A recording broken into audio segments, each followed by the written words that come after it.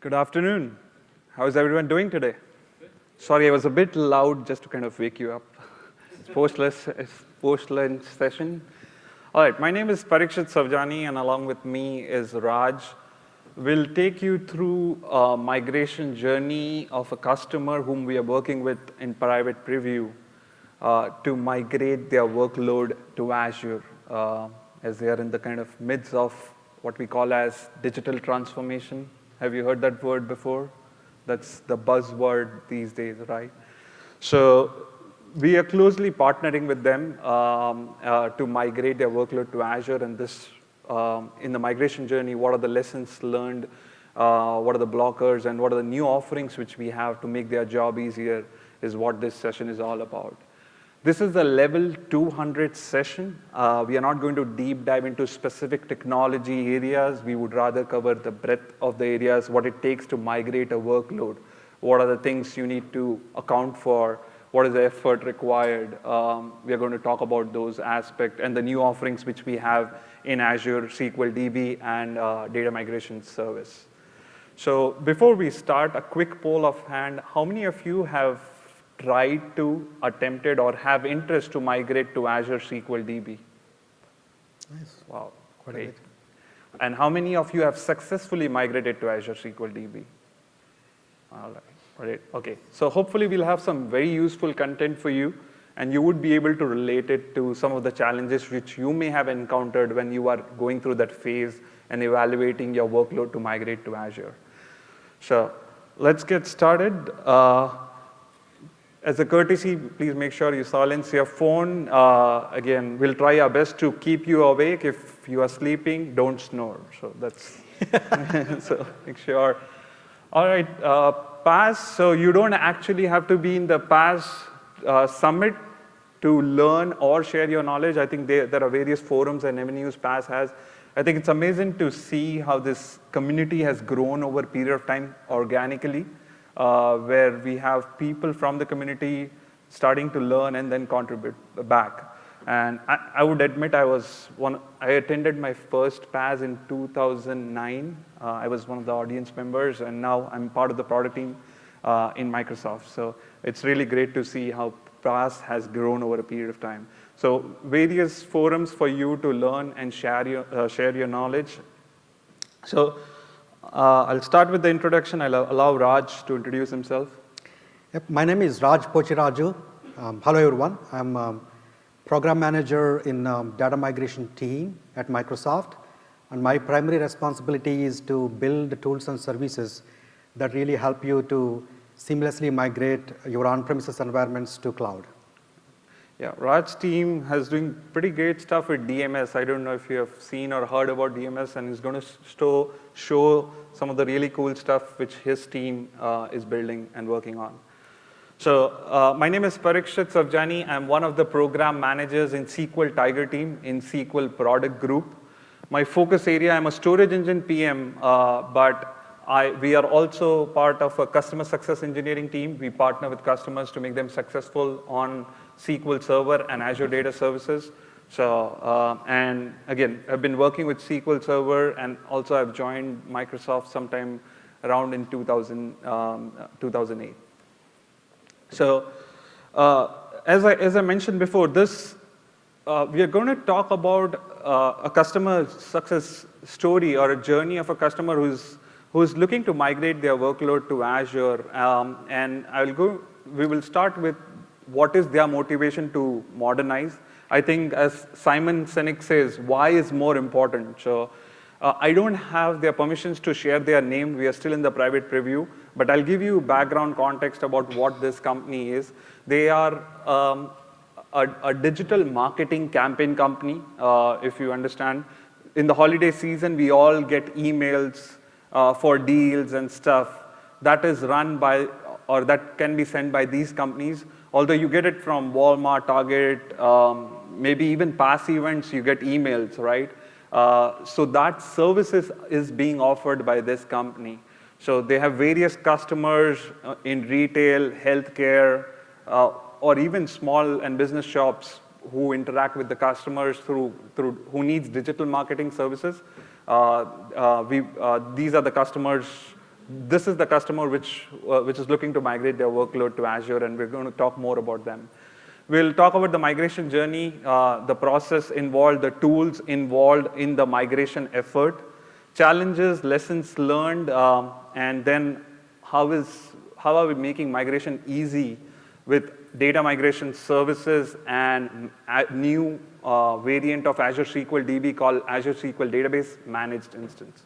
So that's the rough agenda of this session. I'm sure you would have seen this content in various social media somewhere or the other, wherein Amazon, being a software company, has disrupted retail industry.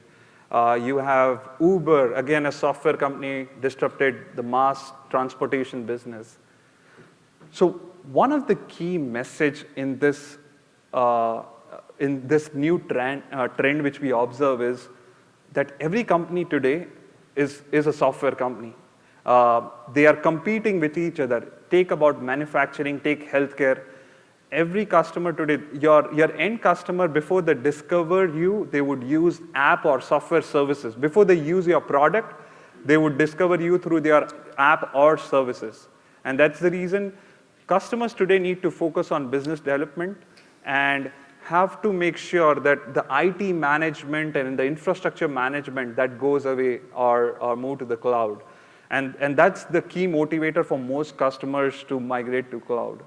Now, the customer which we are working with, as I informed you, it's a digital marketing company. Their challenge today is they have customers of various scales and sizes. So some are small tier customers, some are large retail customers for them. And again, with the peak holiday season, they have varied workload. Currently, they're using a hosted solution. They have, for every customer they deploy a SQL Server instance and put them on a VM. The size of the VM depends upon how big or small the customers are. So this is what they currently do to manage their business as a part of the solution.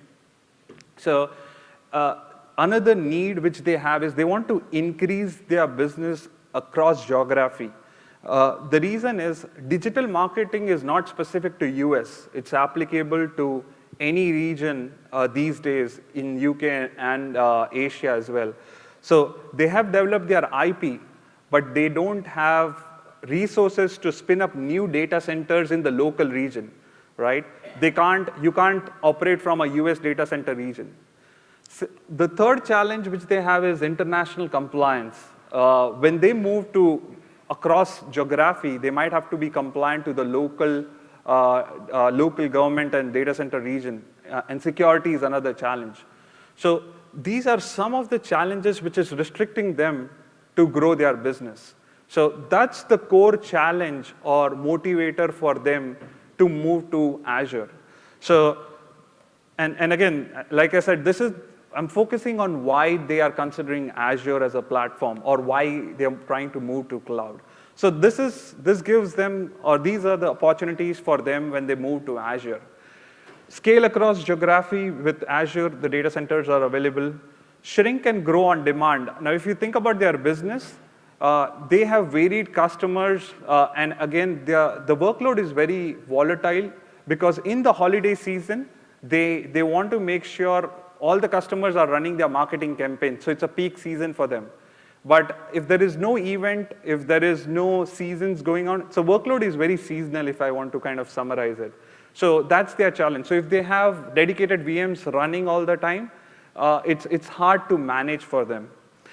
So because they're using VMs, they have an entry bar for a customer because they account for the IT cost.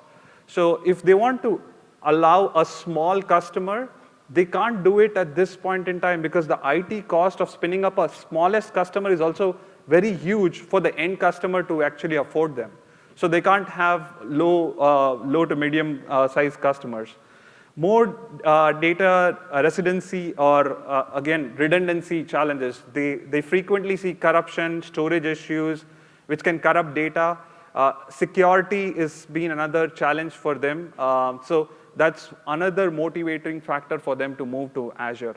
And finally, untapped potential. The moment they migrate, and currently they're in midst of that journey, the moment they migrate, they want to focus all their energy on developing new apps for their business rather than focusing on managing IT infrastructure. They just want to move that off to Azure and then focus on the business apps and the various offerings, use the telemetry from the app, use application insights and derive more to grow their business. So that's the core focus of this organization, or the biggest motivator for them to move to Azure. So let's talk about their migration journey. And now we get into the meat of this session about they want to move their SQL Server workload to Azure. As you guys might have experienced, migration is a complex function of people, process, and technology.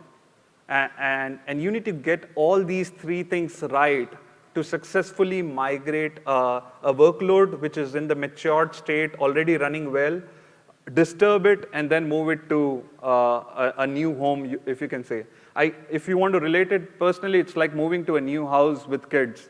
You have a lot of furniture to take care of, you have kids, and migrating to a new home requires a lot of planning. So we're going to talk about what are the tools and processes which we followed for them to migrate. So here is a data migration workflow. And this applies to any migration which you might be thinking about or approaching. If you have never seen or if you have never been through the migration journey, I would highly recommend going through our playbook, datamigration.microsoft.com. In fact, let me go and browse that quickly for you. Yeah, I have it open. So this is how the playbook looks like. And if you're looking to migrate foreign sources to Azure SQL DB or SQL to SQL, it can be an upgrade. You can start here. Again, it has the case studies of customers who have been through this journey and all the partner tools. So a lot of pretty good resources there. You click on Start here. Where is your data stored today? SQL Server. Where are you moving your workload to? Azure SQL DB. And it will take you through all the steps, pre-migration stuff. So if you have never dealt with migration before, I think this is a good starting point for you to learn more about the migration caveats and things you need to be aware of, right? So again, if you have any feedbacks or you want to contribute, feel free to send email to datamigration@microsoft.com. The team, again, has been working very hard to keep this up to date. So this is the process, and again, for the customer which we are working with, we followed the same process, wherein you start with the discovery phase. In the discovery phase, you identify the SQL Server assets which you want to migrate. One of the aspects of the discovery phase is not just the database, but also account for the application. I think the movement of migration to cloud, and I was talking to the gentleman here, the migration to the cloud is normally decided by the infra team, who normally doesn't account for application and the application pattern, which kind of get lost somewhere, wherein you would identify, okay, I have 50 instances, we want to migrate them to Azure SQL DB. But the thing which we don't account for is application pattern. What kind of application pattern? Is it really good fit for Azure SQL DB? I think that's an important step which you need to understand in the discovery phase. The next phase, once you identify what your target, so in the discovery phase, you identify your source, what are the instances you want to migrate, and you identify your target, where do you want to go. Next phase comes assessment. What is the gap from moving from source to target? What capabilities you already had, and what are the new stuff which you want to build to move to target? That is the gap which is being called out in the assessment phase. Convert is when you actually convert them to make the schemas compatible from your source to destination. And then it's all about moving or migrating the data, optimizing it, performing your functional test, and then you would go into the data sync phase. So the moment after you have gone through the POC stage, proof of concept, you identify your source, you applied your scripts to make it compatible to your target. Now is the time that you're ready for migration. You take a fresh backup, you restore it on the server, and then now you want to do a final sync and then do a cutover to minimize the downtime on the application. So this is how your migration flow would look like. The discovery phase. So at a very broad level, there are two kind of application patterns which you will see in most workloads. One is what we call it as legacy, or you call it as monolithic kind of an application pattern, wherein your data or code is distributed across multiple databases, which means you have cross-database dependencies across your instance. And these are some of the legacy code which is developed on SQL Server, because SQL Server gives you an option to have multiple databases within an instance. So when a developer is developing an application on SQL Server, they tend to leverage this across database functionality, because you can easily use a 3-part naming convention or a 4-part naming convention to migrate or have the code distributed or the data is distributed. So this is the legacy pattern which most application or legacy application uses. The second pattern, which is what we call it as the cloud-born design or the cloud-based design, which allows you the capability to scale horizontally. And this is what most customers today, or most of the cloud-born application are using today, which per customer, you might have a database, and that database is contained with the data and the code required for that particular customer or subscription. So you can have single-tenant databases, or you can have multi-tenant databases, wherein the same database can have data from multiple customers, which can be in the form of multiple tables, multiple partition within the tables, or multiple rows within a table. So that's how most customers use. So in the discovery phase, it is very important for you to understand which pattern does it fall, because this will help you decide what is your target going to be. With Azure SQL DB, as you might have heard, or if you were in the keynote, we are introducing a new flavor of Azure SQL DB called Managed Instance, and I'm going to talk more about it in a while. If you have an application developed on a legacy SQL Server, then your targeted home might be or will be more suited with Azure SQL DB Managed Instance. But if you have your code and data contained within the database, if you have the tenant isolation in place, then Azure SQL DB might be a better home for them. So that's how you might want to choose, and this is the first phase in the discovery. So the next phase is the assessment phase. So after you have identified your source and the target where you want to go, you need to identify the gaps. And this is where we have a tool called Data Migration Assistant. How many of you have already used DMA before? All right, very few of you. So I think it will help to show a demo of how Data Migration Assistant works. But conceptually, DMA will help you show the gaps from your source to target. And it is an iterative process, because as you fix some of the compatibility issues or the gaps, you will have to go and run DMA again. And DMA also provides output in JSON format, which you can programmatize and kind of, if you're working on scale, you can kind of programmatize. And I think there's also a blog from one of our PFEs how you can consolidate the data from DMA into a Power BI in a database, SQL database, and then use Power BI on top of it if you want to perform migrations at scale. So that's the assessment and the conversion phase, because DMA after assessment, once you're ready, can also help you with the schema migration.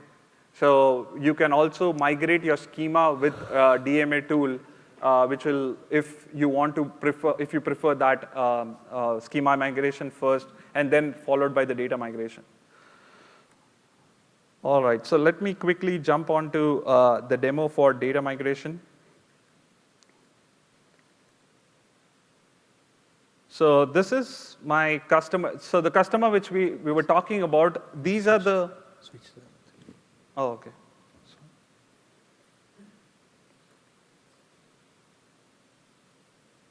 Yep. So the customer which we are talking about has around 6 SQL databases for their entire one customer. This is the way their application is. Their application uses the different code path in their application touches different databases. So, and for each customer which they have this set of 1 SQL instance and 6 databases which is running for them. So let's run DMA. I have it open, but let me start. So data migration assistant. I think when one of the latest release of DMA, one great change which they do is if there is a new update from DMA, it will pop up. So we always recommend, because the team is constantly updating the assessment rules to identify the gaps between the compatibility. So you would always want to make sure you refresh your DMA. And it's a client tool. You don't have to install it on your server. You can install it on your workstation machine and connect to the source instance which you want to, which you think, or which is the source instance which you want to migrate to Azure. So here's my DMA. Let's start with the project. So this is, my project is assessment. We are not actually using it for migration here. We are using it for assessment. So let me call this project name as SQL Pass Demo. The source type is SQL Server, and the target is Azure SQL DB. This is what we want to move or migrate to.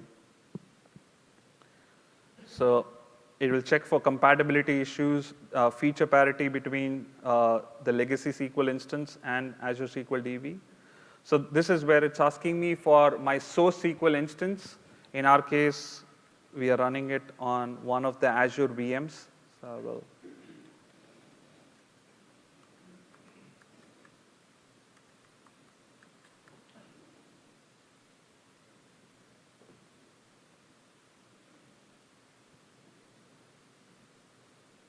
All right, so let's connect and check the 6 databases which we have. And these databases are in compat level 100, which corresponds to SQL 2008. They're currently running on 2012, but with DB compat level of 2008, which is not uncommon in most customer scenarios. And they are of varying database sizes based on their workload. So let's start the assessment now.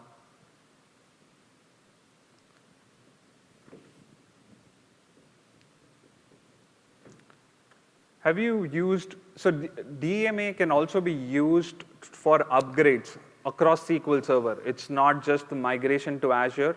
It can also be used for upgrades. Are you guys familiar with Upgrade Assistant or Upgrade, yeah, SQL Server Upgrade Assistant, right? Yeah. That was a tool, right? Upgrade Advisor.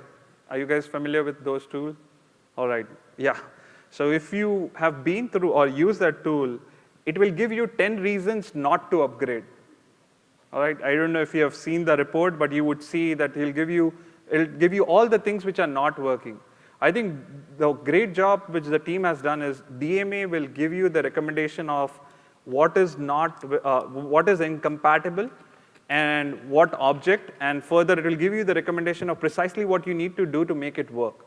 So here if you see, the first report is feature parity to compare the 2 databases. So if you're using something like transactional replication, if you're using service broker, or if you're using change data capture, so some of the features which may not be available yet in Azure SQL DB, it will call it out here. So if in this case, one of the feature which they called out, which is applicable for most customer scenarios today, is cross-database reference. So let me open Zoom it so that I can zoom very well.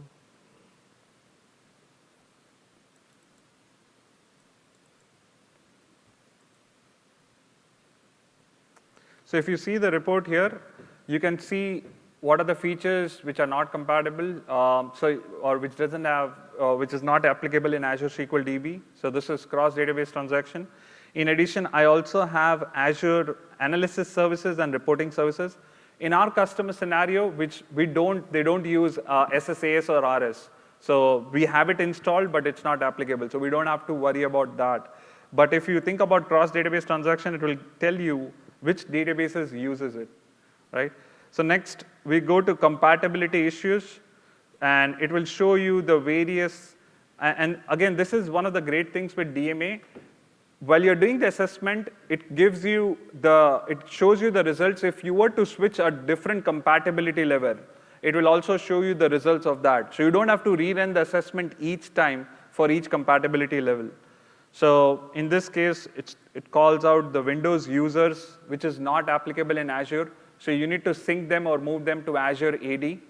And if you're using Azure AD authentication, then you're covered there. Some of the deprecated data types, again, which are not applicable here, it's being called out. And they're categorized with deprecated feature, which means it is still work, but we recommend to change it. Behavioral changes, which means the behavior may be different for that particular scenario. And migration blockers, so it is categorized and to help you prioritize which one to fix first. So in this case, we have like 6 databases and deprecated data types in some of them. And this is their main database. So if you see the cross-database queries which is used, there are like 71 cross-database transactions which you need to work with. Unqualified join, those are some of the best practices. Deprecated syntax is still fine. So if I were to, and I have slides to kind of identify how can we solve or close these gaps when we move to Azure SQL DB. So let me switch back.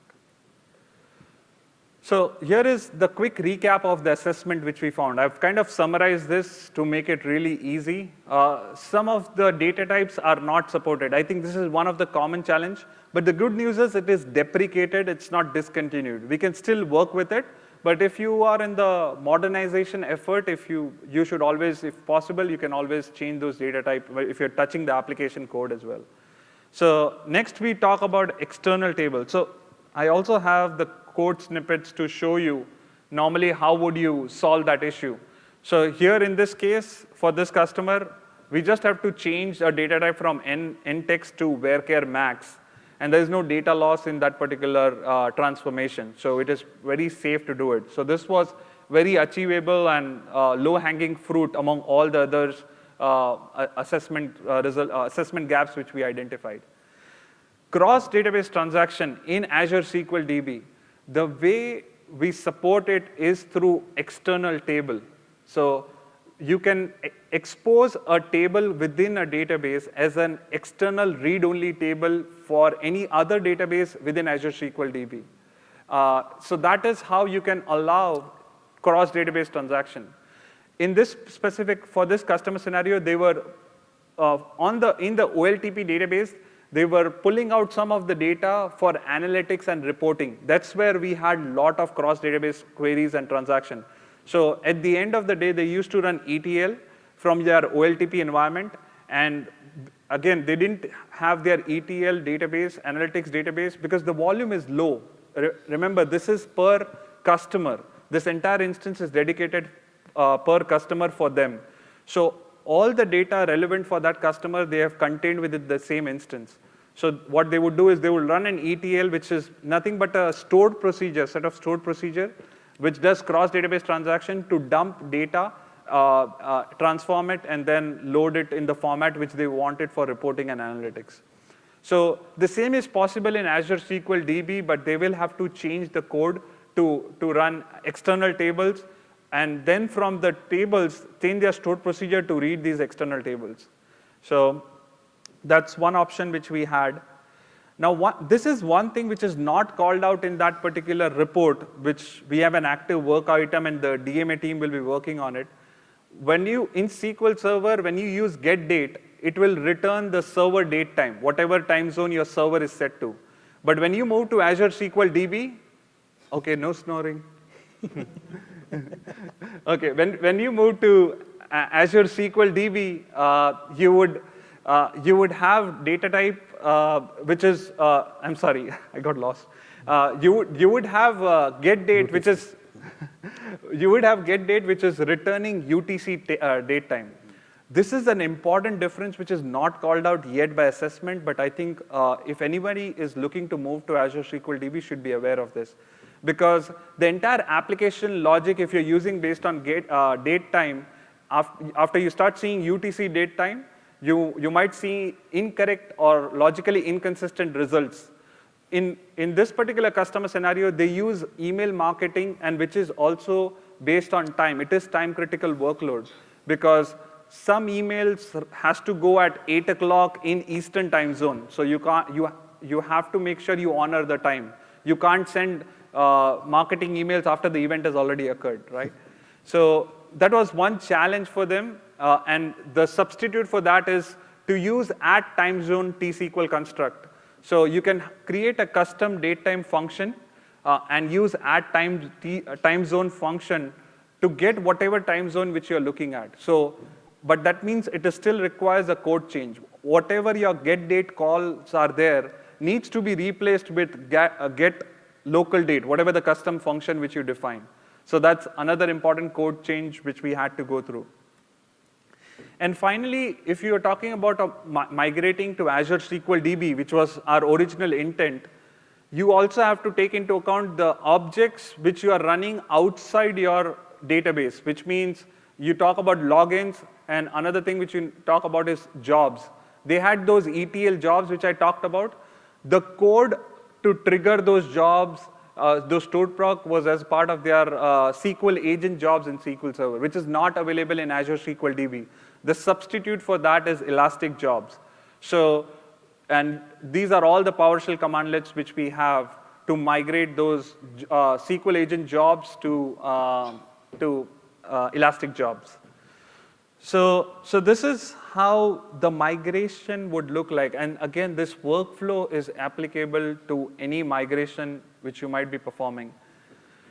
As a pre-migration step, yeah, question?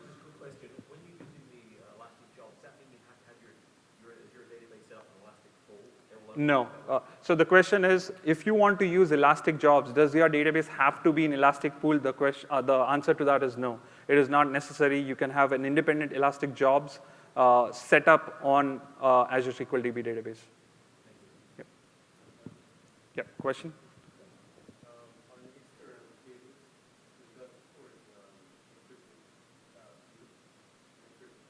So the question is, does the external table support encrypted columns? That is a good question. I'm not sure at this point. I'll follow up on that. I'm really not sure about that. Yep. And this Elastic job, can they inside the job step, can they do refer a shared folder instead of a shared refer to the blob object? So the question is, can the Elastic job connect to a shared or network share folder? The answer to that would be you would have to use Azure Blob Storage, and you have to use the URI given by the Azure Blob Storage to connect to that. Because we don't support VNet in Azure SQL DB, you cannot access to any network share on your VMs or so. All right, so again, I'm going through the workflow here. As a part of DMA, we identified the gaps, and as an outcome of DMA, we closed those gaps. We identified the application compatibility scripts. So when I say the scripts is the code changes which we need to make. Cross database transaction, which needs to be converted into external tables.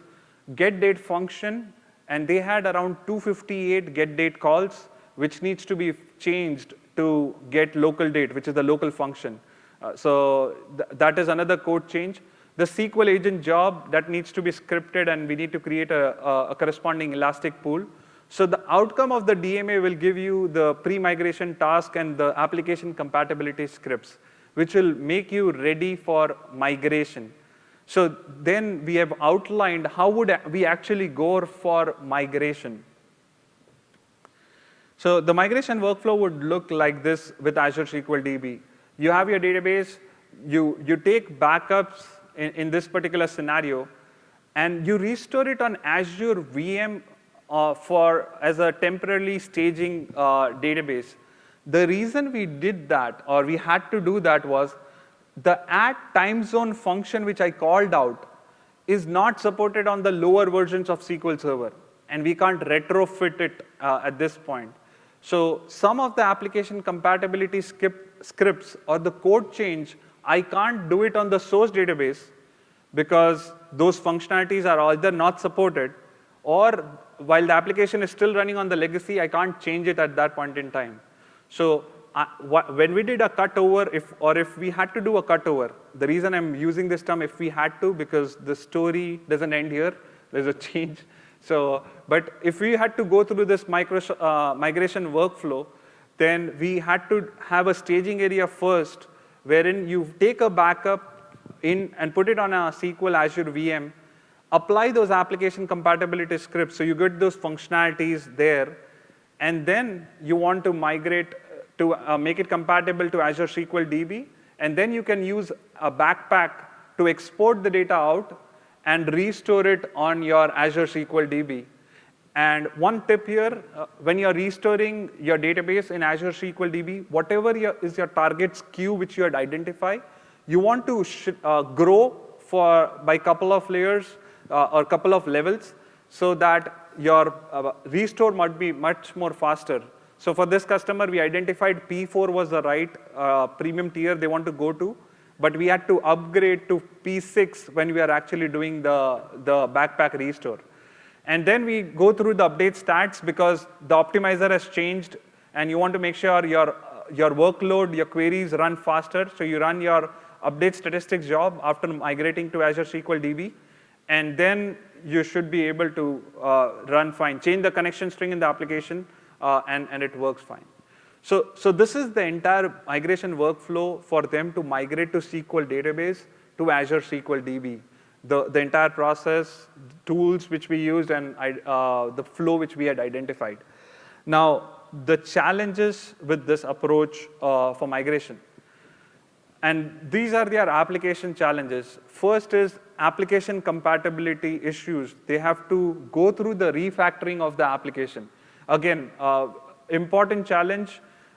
They have their application code verified, tested, which is working fine for a few years now. They have to make changes which is not fully tested, and it can only be tested after you move your stuff to Azure SQL DB. So, and again, we are talking about production testing. They definitely have their own testing environment.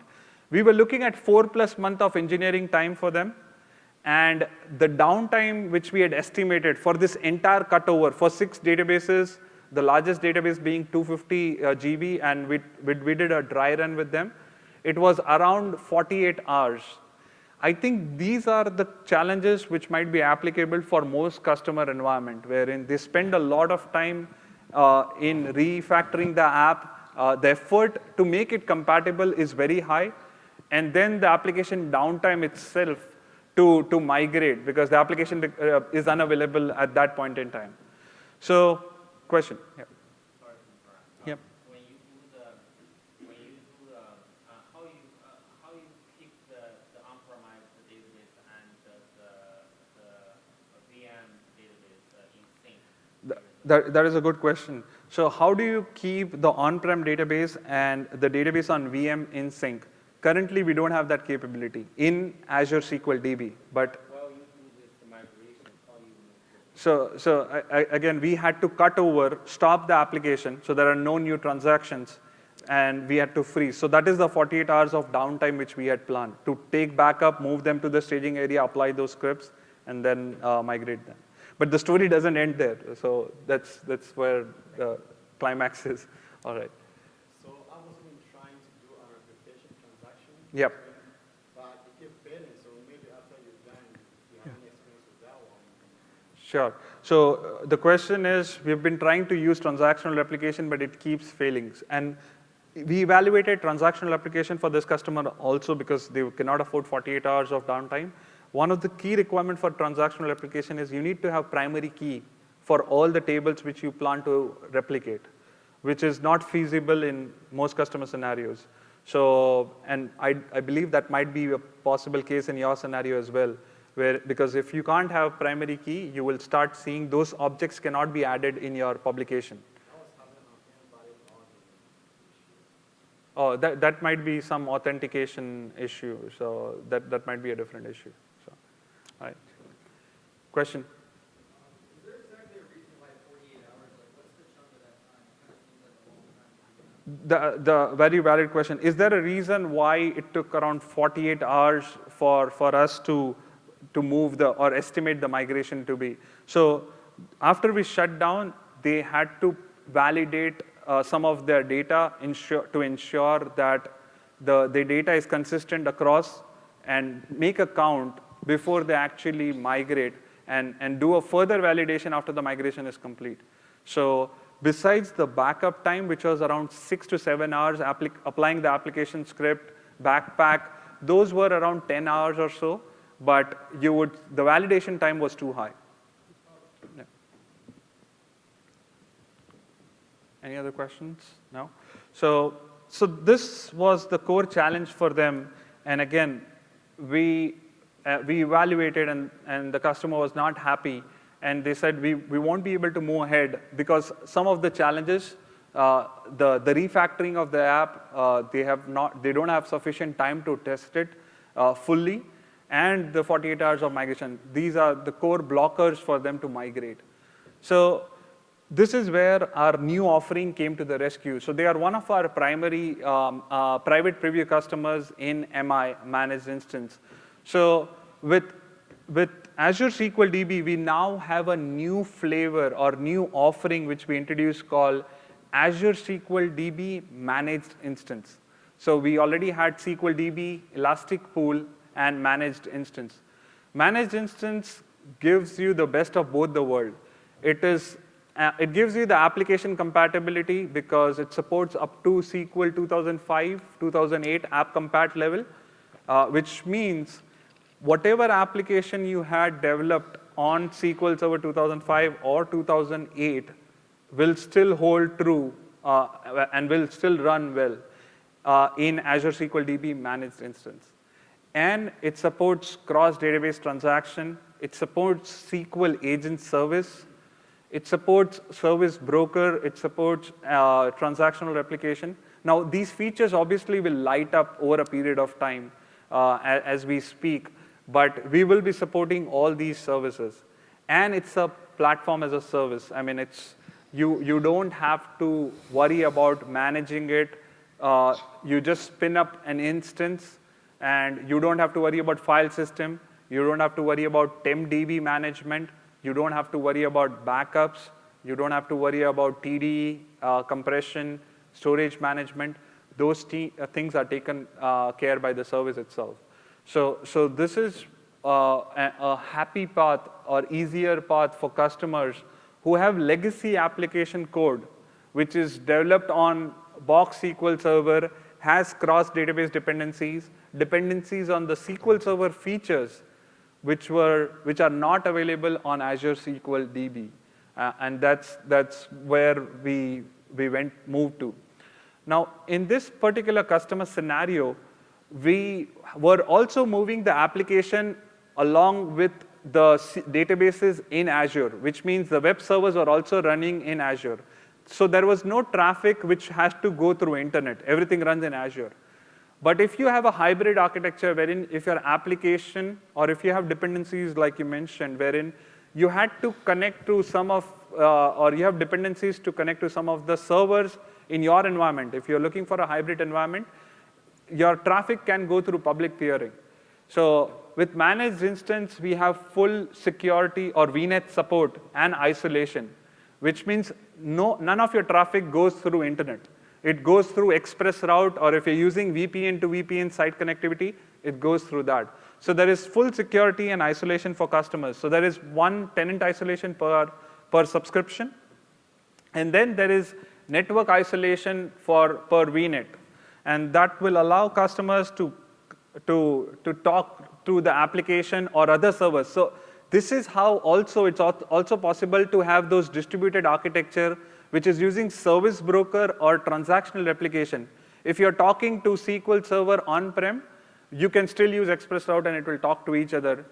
Unlike in Azure SQL DB, wherein it's not possible for us, it's very isolated. The DB itself is very isolated. Now, again, you need to understand that Azure, this is a managed instance, which gives you the entire instance, and Azure SQL DB is more aligned with database, when you want database. So the new cloud-bound application, if you're writing a new code, you might want to design it more suitable for Azure SQL DB. But if you have a legacy application, it might fit very well with Azure SQL DB managed instance with all the functionalities, app compat, and your security and isolation. So again, it will operate with VNet to VNet connectivity. Yeah, question. So how long do you intend to support this managed instance? Because if I'm going to spend a lot of time, migrating my database using managed instance, and then about a year or two later, you say, oh, we don't support that anymore, we want you to migrate to SQL Azure, then all right.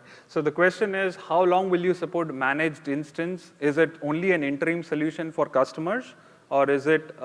No, it's a flavor of Azure SQL DB. We are investing heavily, and we are spinning out those tenants in our data centers also.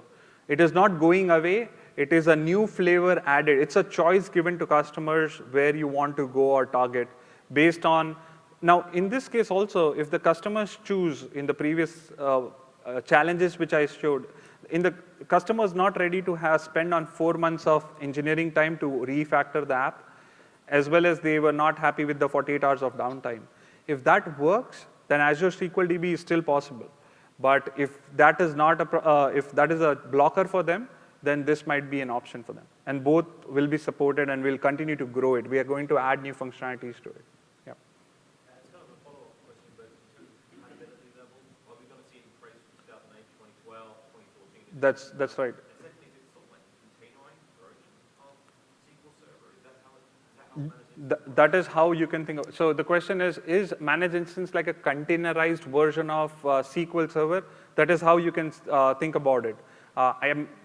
I cannot share the internals with you, but you can think about it as an end user. You will be exposed with a connection string, and we kind of run it within our servers and take care of all the other stuff which is going on behind the scene, which also includes backup, transaction log backups, and stuff like that. And the other part was that it's going to go, at some point the managed instance is going to be 2012 compatible, 2014 compatible. Is that how it's heading? So the question is, at some point in time, is managed instance going to be compatible with 2012, 2014? We will be supporting DB compat level, and that is how you can think about it. So even if you manage instance, but if you go by build and version, will always be on the latest version, because that gives the customer flexibility to use new features. So we have some of the stuff which is coming, like our integration, always encrypted. But you can support, because your workload is dependent on the DB compat, so we will be supporting the DB compat level, which will be the way by which you can maintain backward compatibility. Right. Question? Okay. Question? With managed instances, bring your own license possible. There is, again, we still have to come up with the exact plans, but there will be options. Okay, yeah, so Guru is one of the leads here. So yes, we will be having discounted rates and stuff like that, which is going on. So you can, license mobility will be possible. Yep. Questions? Is there any disadvantage of managed instances compared to Azure DB? I'll come to that. I have a slides. There are no disadvantages. It's a different type of application pattern, but I'll come to that in the last slide. So, all right. So, question? Yep.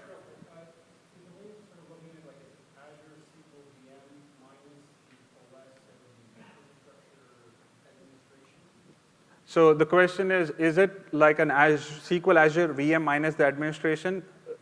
That's one way to look at it.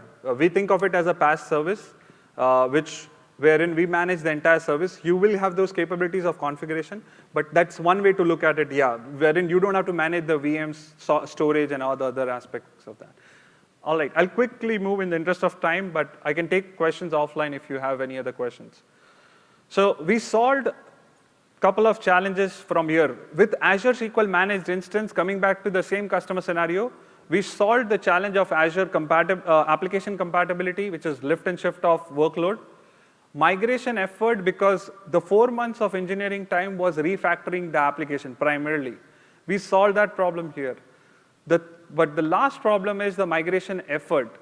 We have to still, so managed instance supports native backup restore. You can take a backup to URL, store it in Azure Blob Storage, restore it there. But it takes a lot of time to synchronize. How do you synchronize?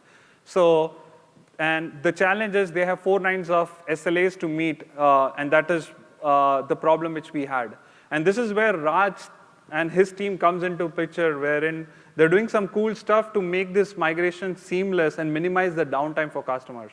So I'll allow Raj to talk more about the migration service, how DMS, data migration service, is making that migration job easier with minimal downtime. Thank you, Parikshit. Great customer story, but not come to an end yet. Parikshit, before I show my magic here, I want to ask a few questions around your customer migration requirements. Yeah. So looks like you guys followed through the migration lifecycle, which we described in the migration guide, which is great. Yeah. And you did your discovery, so you found your application is dependent on around 6 databases. Right. And you want to move all those databases together when you migrate to Azure. Right. And then you also did an assessment, and if you found out a lot of the application compatibility issues, especially with cross-referenced queries, cross-referenced transactions, which are around 70 or something, right? Right, You said? 71. Yeah, 71 stored procedures or something. And then you also said you have SQL agent jobs that you need to worry about. Right. And then the effort is huge, and you decided, based on the assessment results that you did with the data migration assistant tool, you determined that managed instance, SQL Server, Azure SQL DB managed instance is the right platform that you want to go. Right. And then you have I understand yours is a mission critical application, and then you have this SLA to meet 99.99, the SLA number there. Right. And then now you're looking for some help, right? Yep, we're looking for a minimal downtime migration. Okay. That's exactly the reason why we built this service.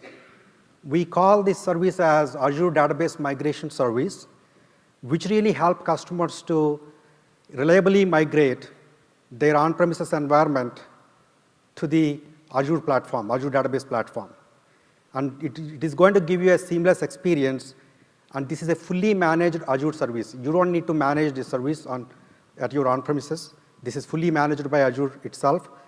And also it supports minimal downtime migration scenarios to meet your customer requirements. You said 99.9, which comes down to around 1 hour, per year. Yeah, I don't need that much time to show you the migration with the Azure Database Migration Service.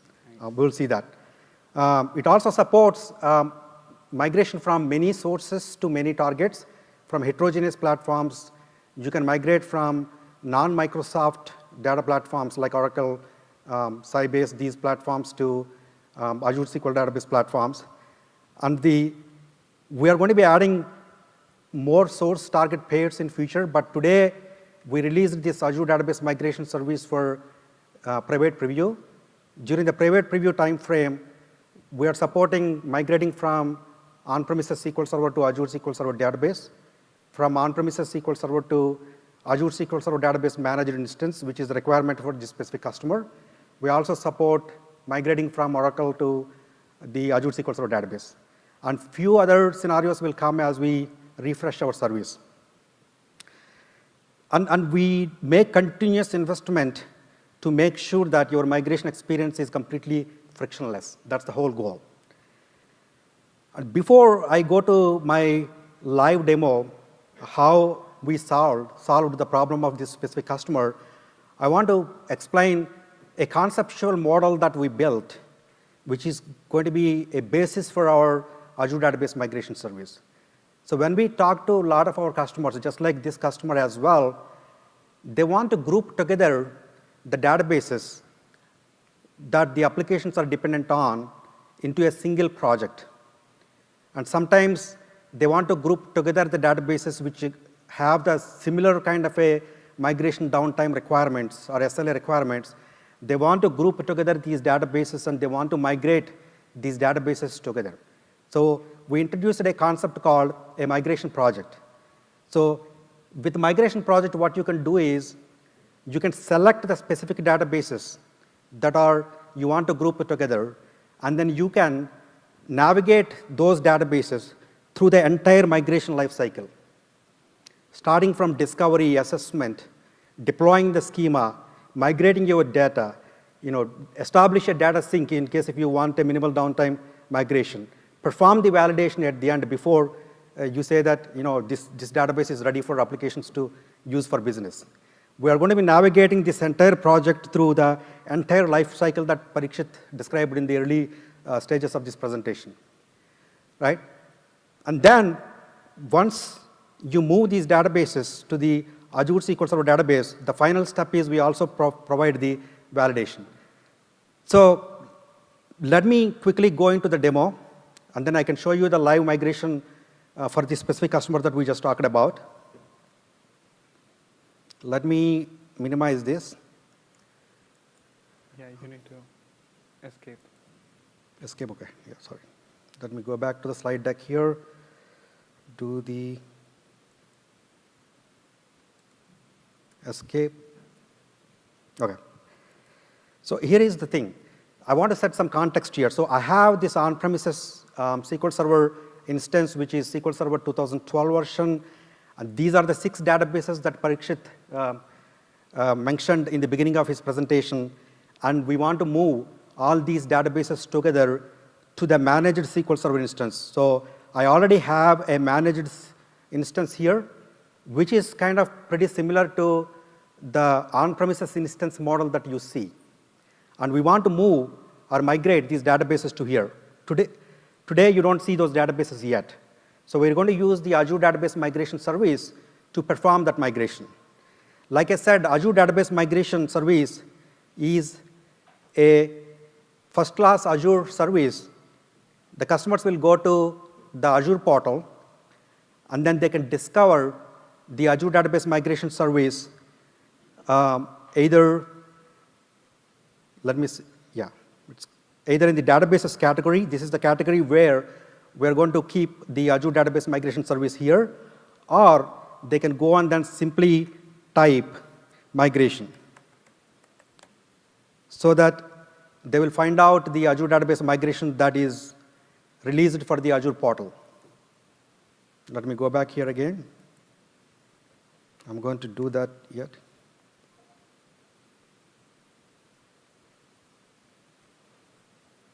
As you see here somewhere, I need to drag, drop.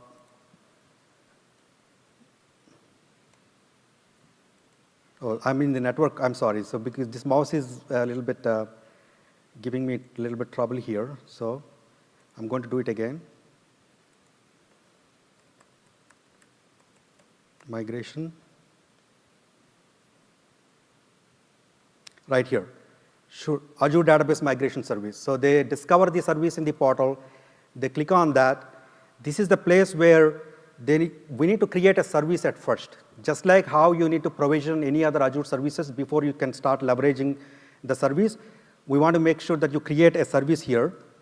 When you create a service here, you provide a service name, for example, past demo.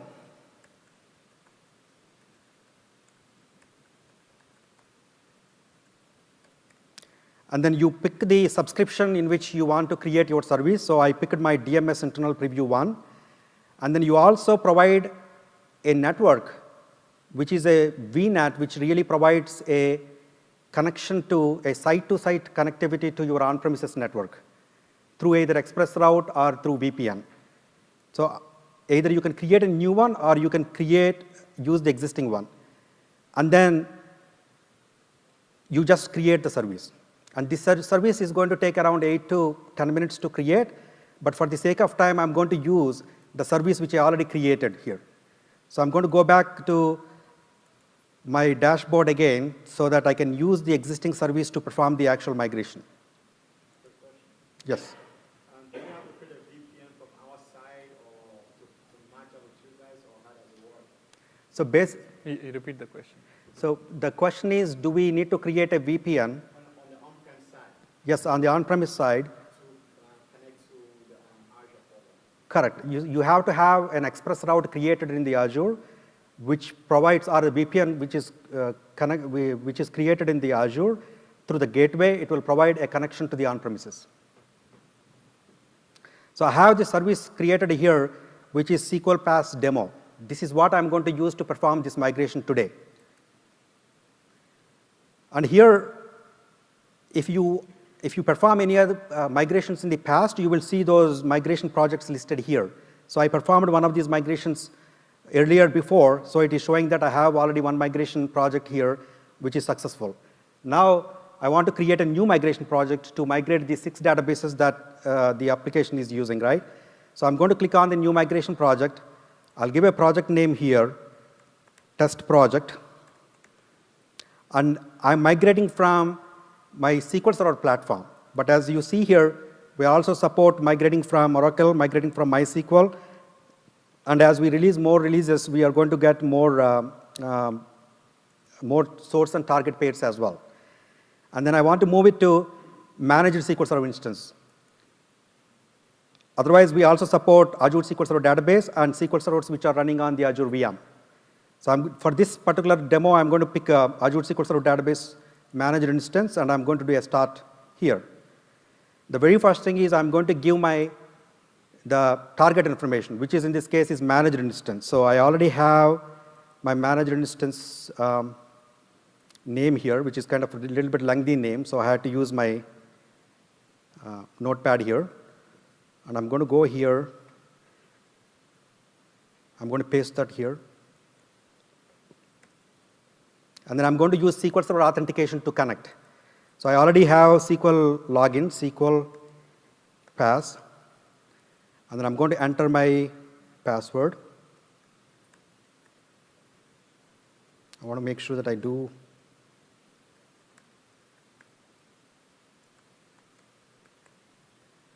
And then I'm going to encrypt my connection, and then I'm going to save this information. So at this point, the service is going and trying to connect to the managed instance live. Right? It has got connected. Now I need to provide the source SQL Server information. So my source SQL, you can give both either, this mouse is, yep, hold on a second. Sorry about that. So you can give either fully qualified name, or you can provide the IP address to connect to the on-premises network. And we support both Windows authentication as well as the SQL authentication to connect to the source. So for this demo, I'm going to choose the SQL authentication here, use the same user, SQL pass, and I'm going to enter my password.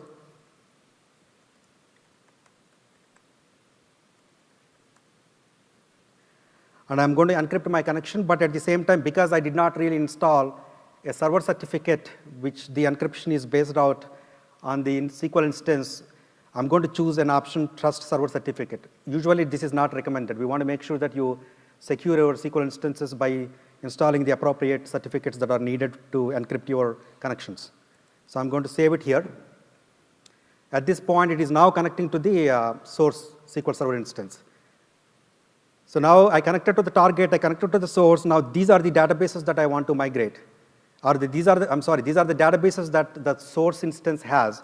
But I only want to migrate the DMS demo. These are the same databases that they are. 6. So I'm going to unselect rest of the other databases that I'm not worried about. I'm only going to select these 6 databases here. And then I'm going to save it. Now what I need to provide here is, we use a backup and restore technology underlying the migration method. So we need to provide a network share where the service can take the backups locally. and then it will upload to the Azure storage to do the restore operation on the manager instance. So we need to provide a network location here. So I have this network location already. Let me control V here. I'm going to give a // because it's a network share. And then I created a folder called backup. Now I need to provide a username and password that the DMS can impersonate to read the backup files from there so that it can upload to the Azure storage. Question? It is on-prem side at this point. So now I already created an account which has the read permissions on that specific folder. I'm going to give that one. And I'm going to enter password again.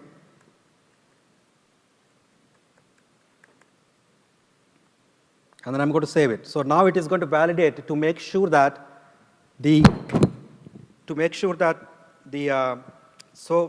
network share is still available, and then the service has the read access to it. We want to make sure that we provide all validations ahead so that everything will be ready to do the migrations. So now we're on the summary page here. In the summary page, you are going to validate, yes, this is my target server, and this is my source server, and then 6 out of 10 databases that I selected for migration. Everything looks great, so I'm going to hit run migration. As you see here, the test project is showed up here already, and then it is currently running state.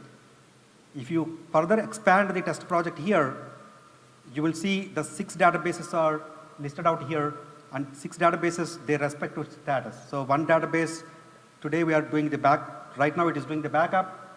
Other databases, they are already took the first backup, because the way it works is we take a full backup at first, and then we will restore that full backup on the manager instance, but we keep it in a restore mode.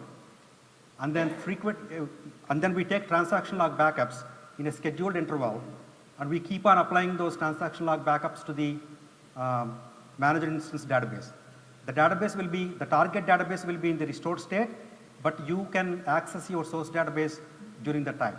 No downtime started yet. That is the point that I wanted to keep a note where our downtime is not started yet. You can still keep your applications to access your source databases. So in this method, you don't have to create a schema first. No.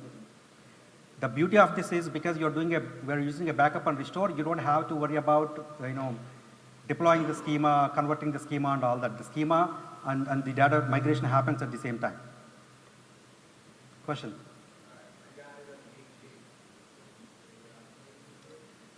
The question is, if I have availability groups, right? If I have availability groups, do I need to take availability groups out? No. As long as I can access your primary copy, I should be able to migrate this.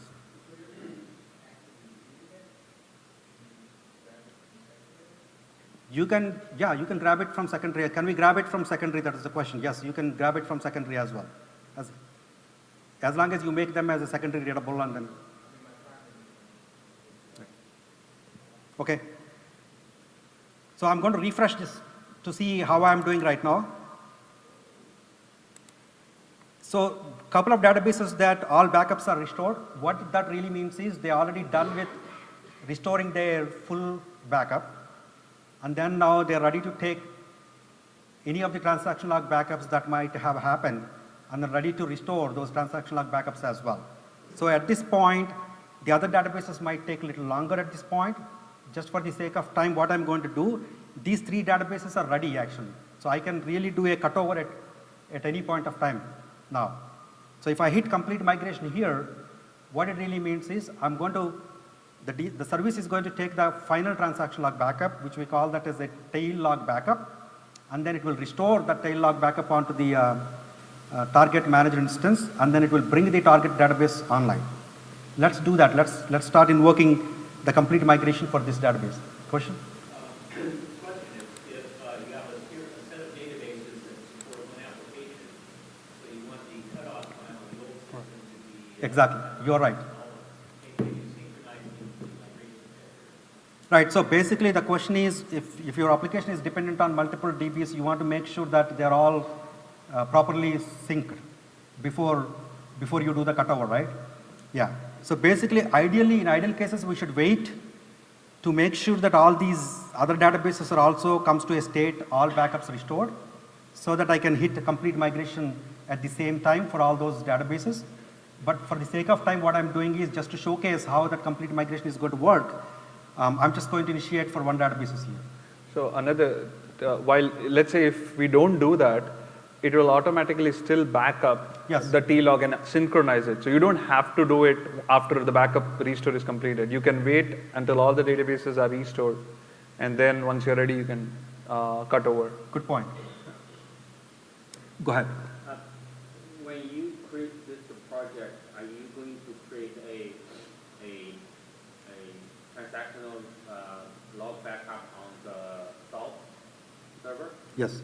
What if they already have a transactional log backup? Great question. So today, the service is going to take the backups to you, but when we go to the public preview, one of the features that a lot of our customers are really looking for is we should be able to read from your backups. If you already have a disaster recovery in place, and if you already have your backups and everything is set up, we should be able to read from those backups and do the restores from there. Yes. That feature will come in the when we go to the public preview. Thank you. Question here? Yeah, I have a question. So I think that also was asked previously, but I didn't really get a clear answer to it. Is it possible to select multiple databases and complete them at once with one click, or do you have to click each database? Yeah, so with this experience, the experience that you are seeing now, you have to click one database at a time, but this is very hot actually. I took the very latest build that our engineering team is working on, and then I'm trying to showcase in the demo, but when we do the public preview release, those features will be enabled. Yes, you should be able to migrate all those databases and complete the migration for all those databases in one single shot. Perfect, thank you. Okay, so let me hit this complete migration for this DB. I hit complete database migration command. It tells me that your estimated downtime is 5 minutes rather than the 1 hour downtime, right? It is telling us that it's, because the thing is, when we take before we take the final transaction log backup, we want to make sure that at that point we recommend to put your source databases to read-only mode so that no other transactions happens, because that is the last transaction that I'm taking. After that, I'm not, right? So we want to make sure that to keep the data consistency, we need to make sure that we set the database read-only mode at that point. It is telling me it is only going to take 5 minutes to flush my final transaction log backup and then restore it and bring it online. So I'm going to choose the read-only option here, and then I'm going to hit complete migration. Now it is doing the transaction log backup and trying to restore and all that. Meanwhile, you can hit another complete migration as well. Quick question. Yep. So before you do this, does it mean that you've already pointed your connection string to this guy here, or you still pointing to the old database? You are still pointing to the old database. Remember, I told unless you do a complete migration until that point, your target will be in a restoring mode so that you cannot read the target database at that point. So now, once the complete migration is done, then you will point your application to the target database. You need to change the connection string to the target database. What about Good question. Today, we are only migrating your schema and data with this approach, right? And we get a lot of feedback from the customers with the customers we did the private preview earlier, that they want us to be able to migrate SQL agent jobs, SQL Server logins, Windows logins, map it to the Active Directory, SSIS packages, a bunch of other objects that are outside of the database scope, but more of an instance-specific objects. We will enable all those migrations as we refresh our service in the next few releases. Right, you can pick and choose at that point when we enable that. I think the idea here is that, to me, the way that I see service, I don't really see service as a product. I see service as a promise. We want to make sure that we give you a lift and shift migration experience to the end. It will just take some time to light up all these features. Right, thank you. Yep, okay. So I'm going to quickly refresh here. And then now it is reapplying the transaction, the final transaction log. we already did this, right? So I'm going to refresh again to see if this is done. You can also click on this so that it will give you the historical information to you. So it is telling you the very first full database backup is restored, and then the source database setting it to read only, and it is applying the final transaction log backup now. Now once that is done, your target, now it is restoring actually the transaction. See how fast the things are going on. And if this transaction log backup restore is done, it will become online at that point. Yep, target database is online. So let's go back here, refresh our guy in the target and see if those databases are there.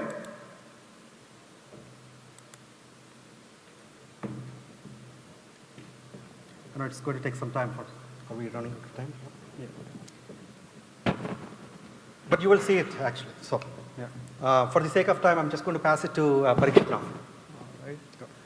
All right, thanks, Raj. So again, one of the things is because we switched the database to read-only mode, I think there's no data loss also, because before the last cutover, you switch it to read-only mode, there's no further new data inserted in the data. We take the last transaction and it's migrated. That's how you ensure there's a consistency across. So now, again, with DMS, that solves our problem of minimal downtime migration, which the customer is looking for. So with DMS and managed instance, for our customer, which is still in private preview, we were able to migrate them fully without any code changes and just changing the application connection string. After the DMS migration was completed, we just changed the application connection string and it works. Currently, we are still in private preview, and once we enter the public preview, again, they will go live with their production as well along with us. If you want to learn more about managed instance, there's one session immediately after this. It will start by Lindsay and Johan. You can follow up on that. There are other sessions on DMS, deep dive and roadmap, which will be covered by the DMS team tomorrow. And Guru also has a session on the roadmap for DMS. So you can bring your DMS questions there. So I have one final slides to kind of recap and bring it all together for you. So now with Azure SQL Data Services or Azure Data Services, customers have three options: Azure SQL DB, Elastic Pool, Azure SQL DB Managed Instance. If you're looking for a new cloud-born application, then you might want to choose between Azure SQL DB, Elastic Pool. Elastic Pool allows you to efficiently utilize your resources, pool the database together. This will allow you to bring your cost down and efficiently utilize your resources. But if you're looking for lifting and shifting legacy application as is, which is developed on the legacy SQL Server instance, then managed instance might be your new home. All these targets and multiple sources, DMA is your assessment tool, which will give you, help you find the gaps. And DMS, as Raj showcased, will help you provide you with the minimal downtime option migration, which will help allow you to migrate quickly, aligning with the SLAs which you might have for your application. So this is the end summary with Azure SQL DB. So one of the questions which was asked, does that make Azure SQL DB, what is the difference or what are the advantages? So you would still want to use, if you have single or multi-tenant application wherein you have the isolation in place, you might want to go with Azure SQL DB. So session evaluation, please, your feedback is important. So make sure you fill in the sessions. Do you mind if I just step out and we can talk later? Thank you. Thanks a lot for your time. Thank you. Thank you.